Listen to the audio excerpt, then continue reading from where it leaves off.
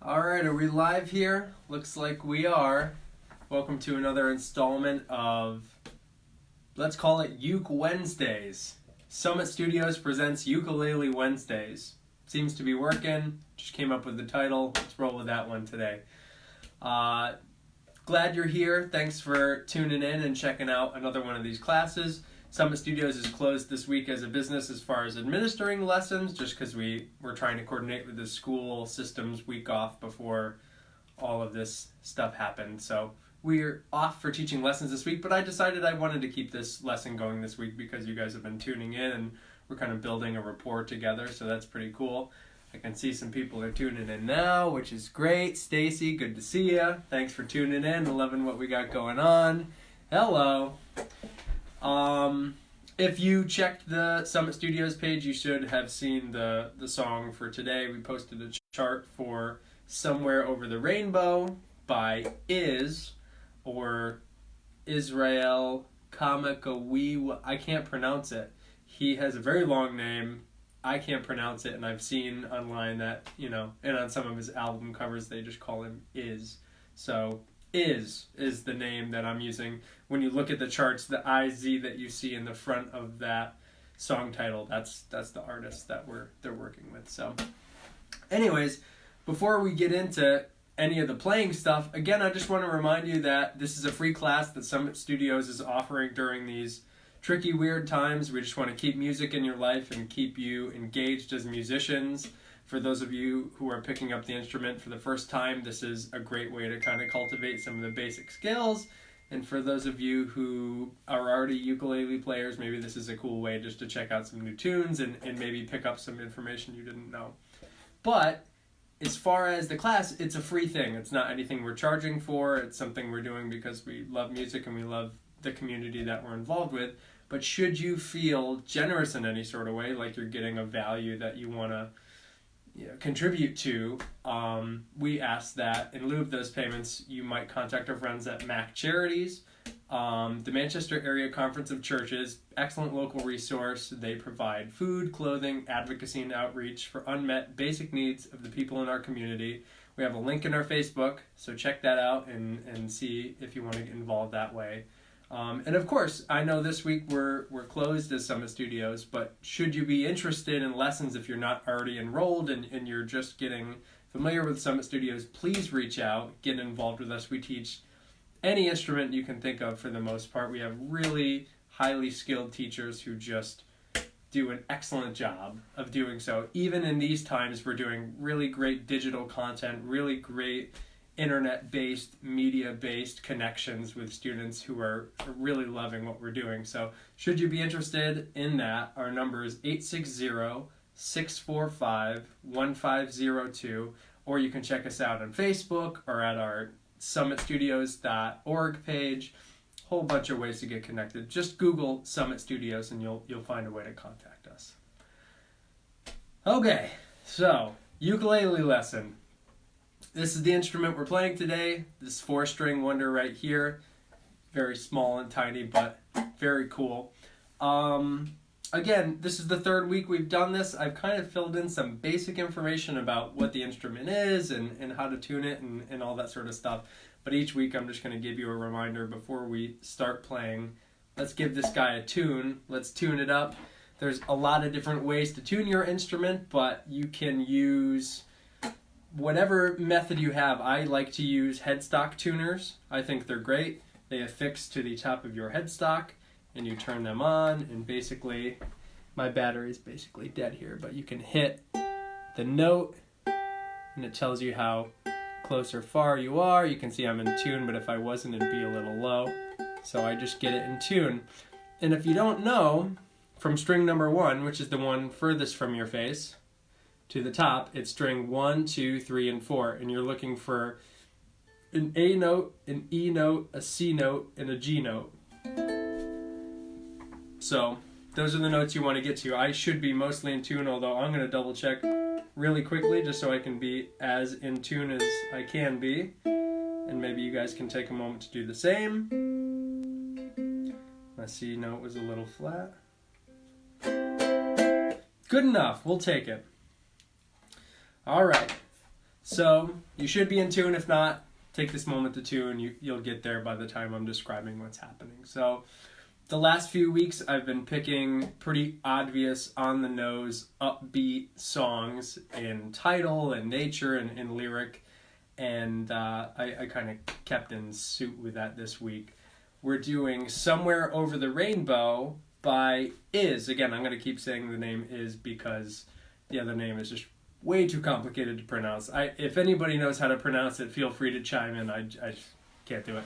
So Is Somewhere Over the Rainbow. And of course, you know, that's related to The Wizard of Oz, which is a really classic movie. And it's originally sung by Judy Garland. And in this song, he kind of does like a mashup of a couple classic songs. He does Somewhere Over the Rainbow, and then halfway through he just jumps into What a Wonderful World, which I think is most famously sung by Louis Armstrong. So it's kind of just a mashup of really positive, upbeat, happy-sounding music. In this lesson, I'm just going to cover the first half, which is, in my opinion, Over the Rainbow. There's only so much I could fit on one page, and I didn't want to have like 3 or 4 pages kind of linked together for like, this first half is Somewhere Over the Rainbow and the second half is the Louis Armstrong part. So this is kind of just the front half. The chord progression changes very slightly for the second half of the song, and again, I could have wrote a chart out, but I decided not to, just for whatever reason. So basically, just like last time, we'll go through the chords, which in this song, there'll be probably the most that we've dealt with in this class. There's 6 total, and the chord progression is fairly easy. The strum pattern is pretty much in the same sort of fashion that we've been dealing with. Again, it's kind of like reggae influence. I keep picking these songs where you'll notice that the emphasis is on beats 2 and 4, which again is so opposite of our sort of like blues-based American music where 1 and 3 are kind of like the emphasis of the beat. So if any of this feels weird, that's the reason why. It's not you. It's just this music is emphasizing the 2nd and the 4th beat, which if you're thinking about quarter notes, you could almost consider the off beat at a certain speed. But again, I won't get too dorky here. So yeah, the chord progression, pretty simple. There's 6 chords. I'll go over, again, the most simple way to play it, and then the most complicated way to play it, and how he's actually playing it, and actually the difference in the style of ukulele that he's using. Admittedly, I get some of the models confused, but I know there's like the concert uke, and then there's like a couple different ones that basically describe the scale of the instrument. And he's playing the one, and I should have looked this up. I didn't think to look it up before we got here. But he's playing, if you listen to what he's playing, he's hitting a low string on the note and then the whole chord. And if you're playing on a traditional uke like I'm playing, you'll have a tough time finding that single note that he's hitting before he strums the chord. So it's not that we're playing the wrong chords, we're just playing a ukulele that is smaller in scale, and thus we can't necessarily hit the exact chording because it's just a different instrument, but it's still a ukulele. I'm going to get you as close as you can get, and it'll sound fine. You'll hear the song in it. So really quickly, let's go over the chords. If you're new to music and this is day 1, a chord is just a collection of pitches, which is a fancy word for notes, that are played at the same time. So instead of playing a note individually, which would be considered melody, we're playing a collection of notes at the same time, creating harmony. Harmony meaning multiple notes kind of creating a larger entity, and you can hear more of a flavor with that. And we've gone over the basic flavors of music, the vanilla and chocolate of music being major and minor. Major being happy and bright sounding, minor being sad and dark sounding.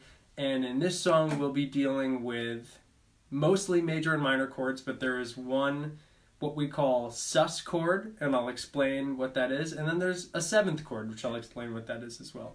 So let's go over the chords. Again, here is the sheet, and I'll hold it up for those of you who don't quite have it in front of you. Let me see if I can frame this right. So again, it's a chord frame. It's a picture of your ukulele as if you were holding it in front of you. So the thick line on top represents the nut of the instrument. The dots represent where your fingers would go, and then if you look closely, you can see the numbers. That's telling you which finger to use. Now, if you've ever played piano, you might go, my thumb is finger number 1, and so on and so forth. String instrument players, we don't think that way because our thumb is what holds the back of the neck, and the rest of our fingers are for what we call fretting the instrument. So thumb doesn't count for us string players, so your pointer finger is finger number 1, middle finger is finger number 2, ring finger is finger number 3, and pinky is finger number 4. So when you look at the C chord, for example, and I'm doing this in reverse, if I can do it. Yes. You see it says 3 there next to that. Oh, it's so hard to do this in reverse. 3. That's talking about your ring finger. So you just have to match up.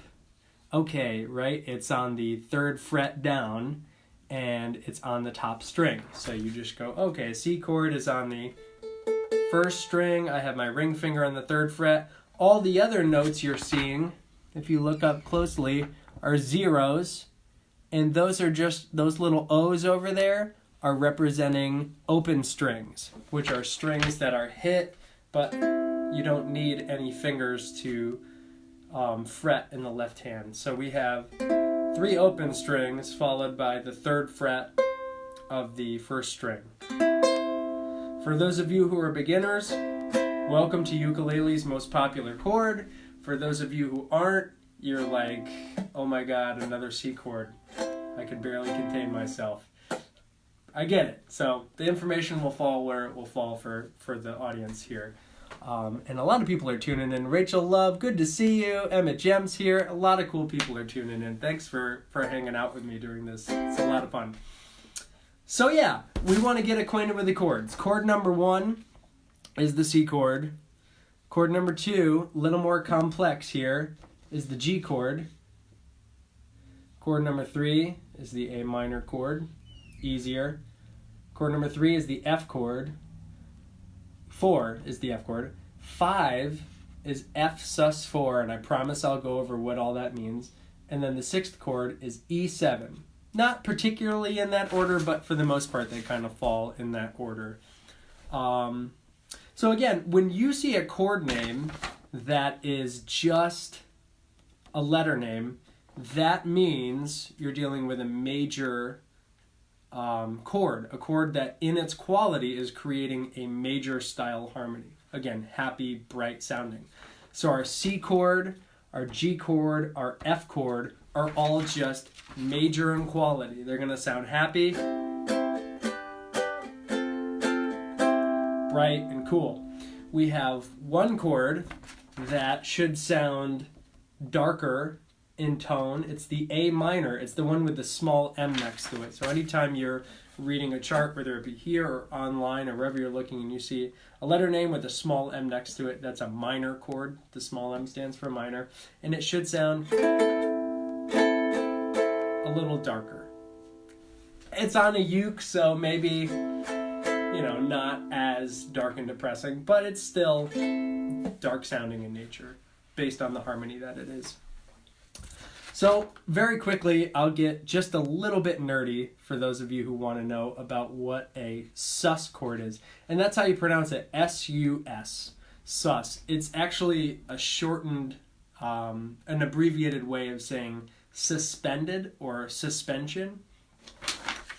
And, you wouldn't know this, and certainly when I started off, I didn't know it. In fact, when I would read any information I could get my hands on, and I would see a chord name like that, I would be like, oh God, I don't know what that's about or what any of that means, and it would just be scary and kind of take me away.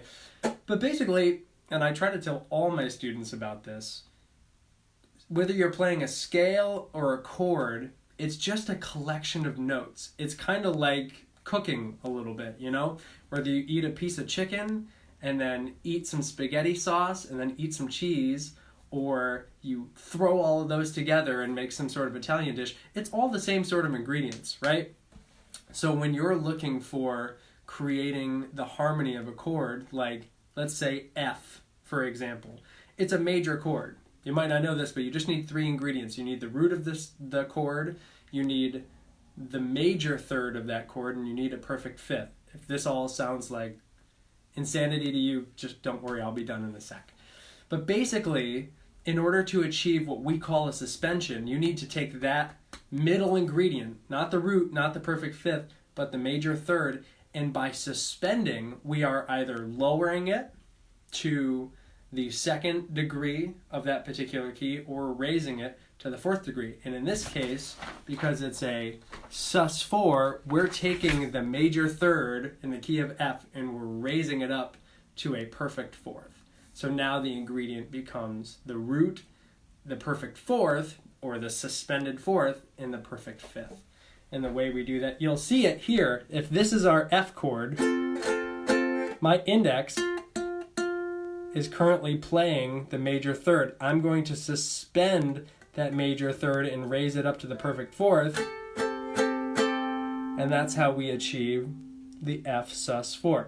So anytime you're reading a scale name or a chord name, just look at it as, it's a recipe. It's telling you what it needs. It needs F to be the foundation of whatever you're doing, and you need to know that the 3rd degree of that scale is going to be suspended up. Now again, if none of this means anything to you, which for the first 10 plus years of my playing, none of that meant anything, that's totally fine. You don't need to be a theory junkie to be able to play this. But I just wanted to offer a little bit of music theory for anybody out there who's played these chords before, but maybe wants to know something a little bit deeper about why they're called what they're called. If you take nothing away from today and from any of my education, every chord, every scale, anything you ever read is just trying to tell you what it needs to fulfill that harmony. That's it. So it's not so bad, even if you don't know all the reasons why.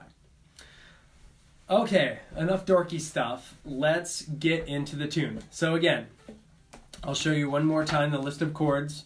You can take a gander. C, G, A minor, and F. You should know if you've played for any short period of time. The F sus4 and the E7 you want to take a look at. And really with the F sus4, for that note right there, you could use your pinky as well. And I avoided writing my pinky just because some people don't like using their pinky. It's obviously the weakest digit, so I can understand why people would want to avoid using that. So if you find like your pinky is just not cooperating, you can use your ring finger, which is what I wrote in this chart, because I feel like most beginning and intermediate players, their pinky's not quite as strong as the other fingers. So you can use your ring finger for that note there. And then for this one, it's another 3-finger chord, but it should fit fairly comfortably in your hand. So I'll give you guys a close visual of the chords. Chord number 1, and again, you'll see me ducking my fingers out of the way. That's for the advantage of you being able to see the chord. Normally, your fingers will hang up here, but from your perspective, you can't really see which fingers are placed down and which ones aren't unless I'm like sideways. So I'm going to be ducking my fingers out of the way so you can see which finger is involved, but please don't replicate that style because it's not good technique. It's just for your visual aid.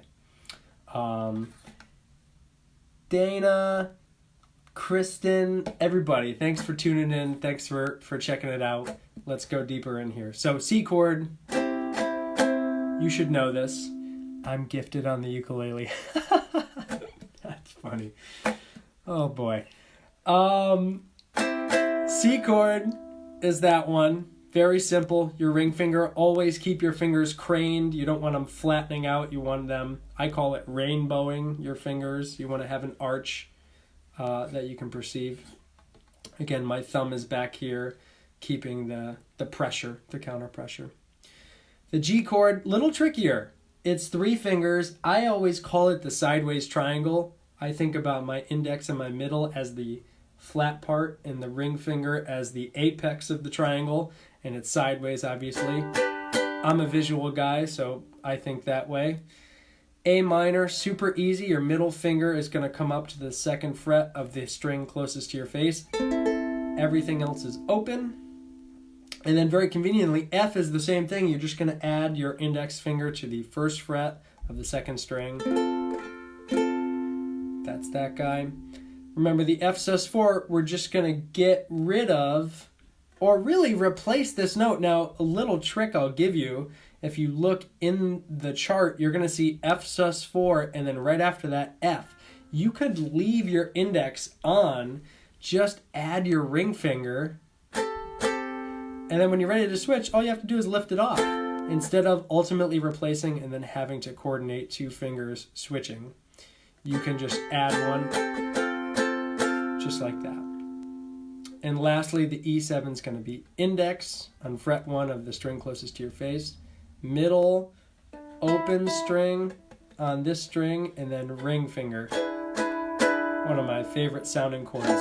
And again, just a little bit of theory. A 7th chord, whenever you see a letter name and then 7 after that, and just a 7, it's telling you that this is a dominant chord. Dominant, again, is describing a type of harmony.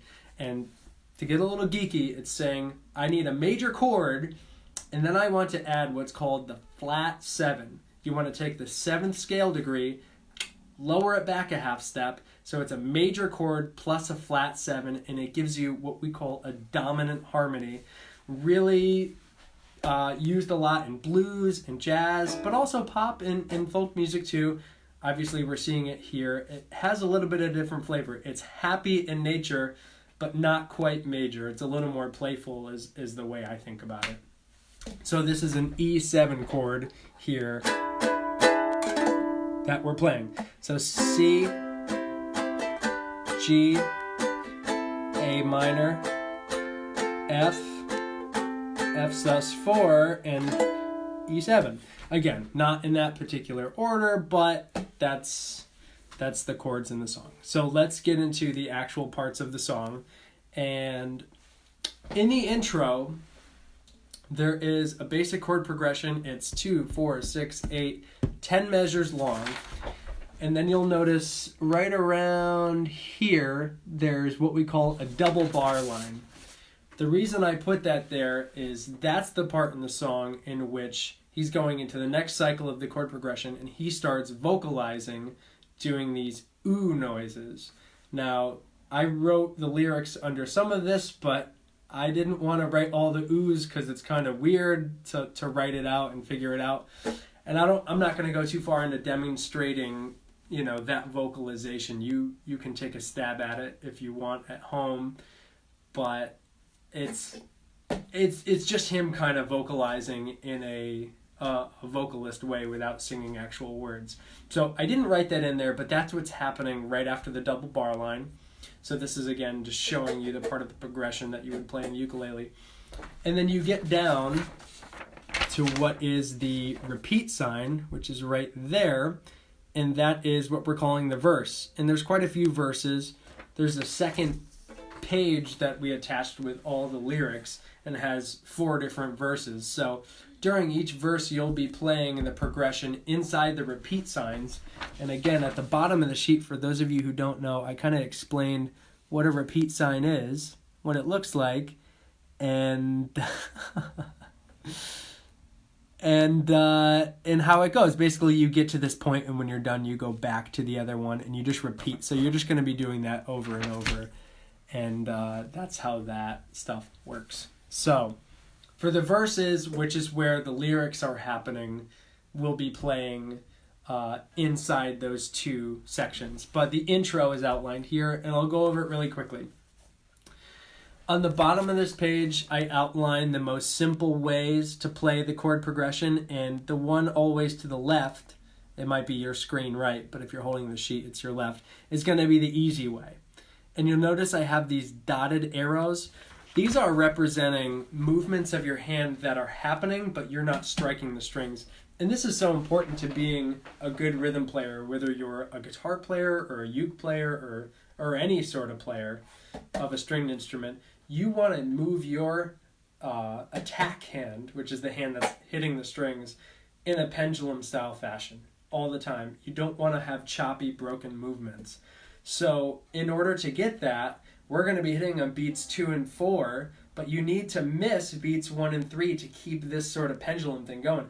And I didn't write it on the easy one just because I thought it'd be easier not to, but technically you're going down, up, hit, up, down, up, hit, up. So there's actually 8 total movements that you're doing in a given measure, and you're only hitting the 3rd and the 7th of those. But I think it's easier to conceptualize, 1, 2, 3, 4, 1, 2, 3, 4. Hitting on beats 2 and 4. Again, I'm using my index finger to hit that. And if you're doing the easy version, you can use your thumb. You can do a thumb brush, but if you're going to move on to the more advanced one, you're going to want your index finger because we'll be doing some of the down-up sort of stuff. So we have some quick changing in the intro. You have, 1 measure per chord, and then once we get past the top line, then we start to have 2 measures per chord. So the top line is going to sound like this. 1, 2, 3, 4. 1, 2, 3, 4.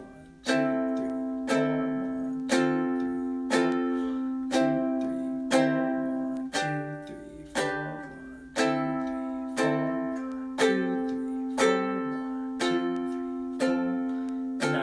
3, the next part. So that's the easy way to go with it, just hitting on 2 and 4. You could hit all 4. To me it sounds a little overkill, but you could do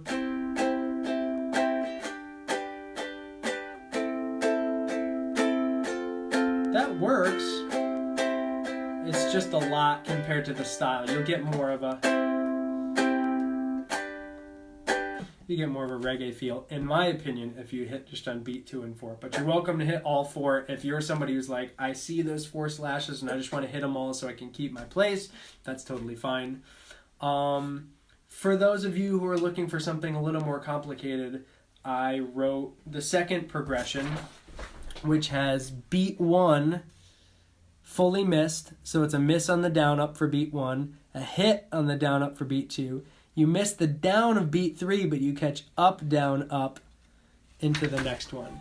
So it'd be 1, 2, and 3, and 4, and 1, 2, and 3, and 4, and 1, 2, and 3, and 4, and 1, 2, and 3, and 4, and I'm counting eighth notes for those of you who don't know it.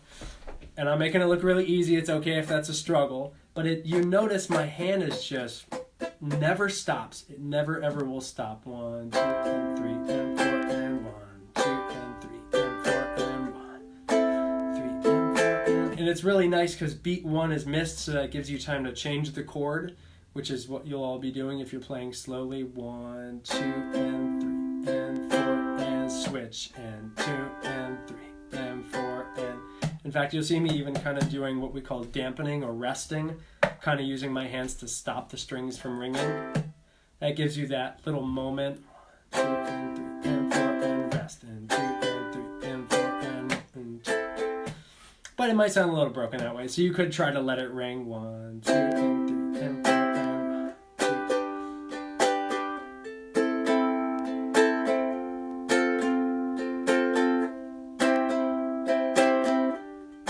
Still the top line here.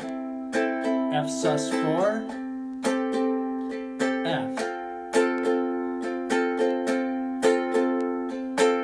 And towards the end there, I'm kind of moving into the island strum, which is what we talked about last week. That down, down, up, down, up. That totally works too.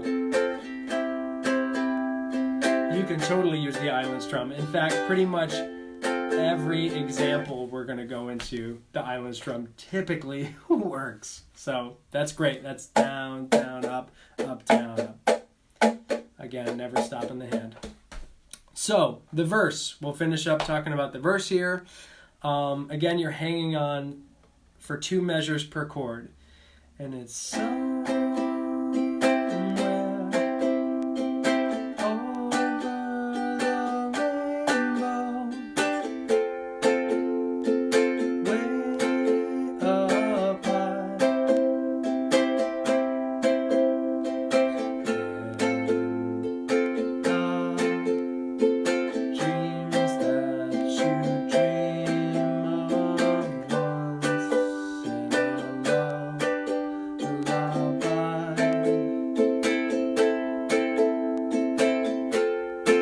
So I'm just using the island strum here.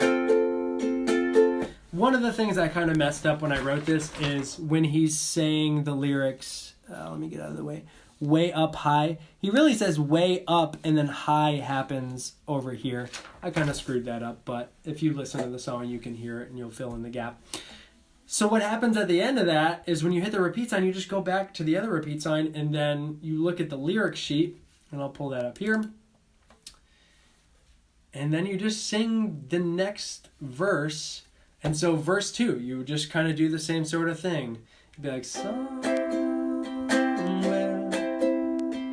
over the rainbow, bluebirds fly.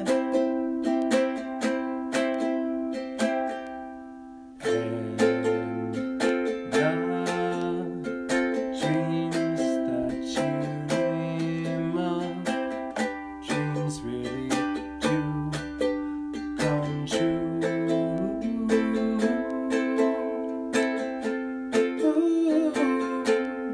And again, he's vocalizing in his own style. I'm like looking between two sheets, so that's the stall there. But you basically can just apply what's on this page here to your overall, this is what I'm doing on the ukulele, and then you can use the other sheet to inform you of the lyrics. So basically you're just going to do 4 verses in a row, and then it goes into the other part of the song. Maybe we'll get into that next week. I haven't really planned it out yet. So this week I just wanted to show you a song that's going to offer you a couple new chords. Oh yeah, I think I forgot to go over the E7 chord, which happens in the 3rd line there. So yeah, 3rd line would be like, then the F chord, and then the middle of the 3rd line, there's your E7 chord, and then A minor. Yeah, I forgot to go over that. And then the F chord. So I think island strum actually probably sounds great for those of you who are looking to do that sort of thing. You can do the island strum. For those of you who need it simple, you can do either beats 2 and 4 or just all 4 hits for every sort of thing. Barb Arnold, good to see you. Thanks for tuning in. Bill Johnson, thanks for tuning in. So yeah, that's basically the piece right there. You can listen to the actual recording and figure out how it sounds and how the ukulele factors into it. This is my sort of way that I typically teach the song, and I teach it to basically every uke student who walks through my door. If you're just tuning in and you want to see the whole lesson, this will be posted up on Facebook. You can watch the entire thing. But again, I'm really glad for anybody who tuned in and who found some value in this and this cool instrument that's, for the most part, just really fairly easy to pick up and get rolling with and have some fun with it. So I'm hoping that you're enjoying the lessons. I'm hoping you're enjoying the songs. You can always get in touch with us at Summit if you want to request a lesson or a song. We haven't really said that yet, but get in touch with us and let me know what you want to see, and I can cover some of that too to the best of my ability. Again, I'm just going to remind you, if you're feeling charitable and you like what you had today in this sort of music lesson, MAC Charities, the Manchester Area Conference of Churches, it's a resource that we're asking you donate to should you feel the need to, and you can find a link to that place in our Facebook, as well as our number and our information on Google and on Facebook and on summitstudios.org and all the places you can find information about us so you can get involved with lessons with us, which are still going on actively. We're teaching all sorts of lessons. All of our teachers are working remote so that we can stay safe and keep social distancing happening, but also keep you guys fulfilled as music students who need that material to keep growing and progressing. So that's it. Go strum on this thing. Go work through the chart. If you have a version that you think is just killer, film it and send it to us at Summit Studios. Get in touch with Casey, and she'll post it on our Summit virtual open mic, which is another thing too I should probably mention.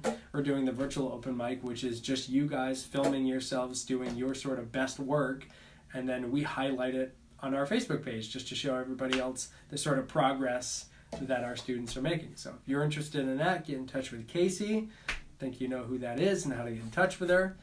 And yeah, thanks for tuning in. Thanks for hanging out with me. I hope you guys are all staying safe and healthy and sane during this sort of weird time here.